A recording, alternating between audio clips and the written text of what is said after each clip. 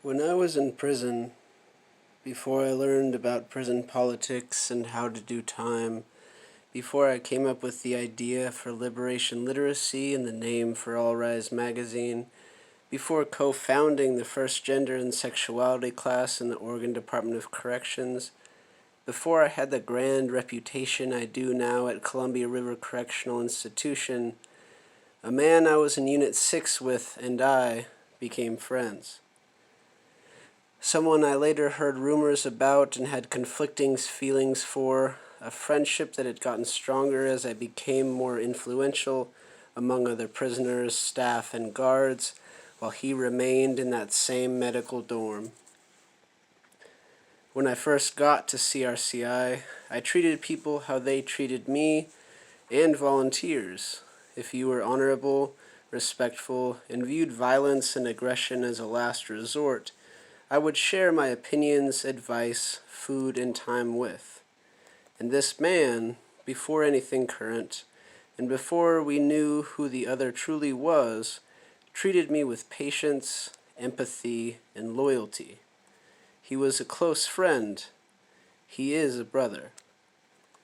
He helped me learn how to carry myself in that forsaken place, and he defended me at the expense and danger to himself any time I asked or needed it. Yet, a short while before we both released, we had slowly grown apart due to circumstances only a handful of people know. But I always will be in debt to him, regardless of how far we grew distant, for that first year and a half that I was in prison. And this evening, after hearing from mutual friends over the past couple days, but foolishly not wanting to believe it, and being in some form of denial that he is dying in a hospital in Southern Oregon. I verified their stories in a linked article that I will post in the comments.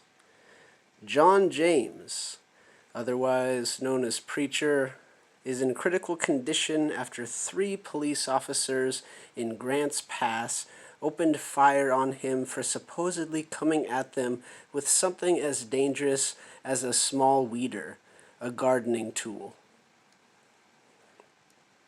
And I, again, and as personal as it can be, am reminded why the police in America are a plague upon this country and a twisted distortion of everything Christ of Nazareth, who's John and I as God, taught and embodied. I could care less about his past, what being outside of our cage no longer requires me to care about, in order to try and foolishly protect my own legacy as an American prisoner.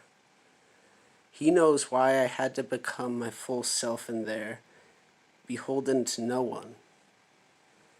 Prison politics are a beast of our own creation, and I lament what could have been if the world had no shackles and chains, no razor wire and concrete, no rules we had to play by in order to be comfortable.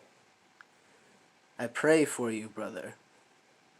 If not in this life, I hope to see you someday in paradise.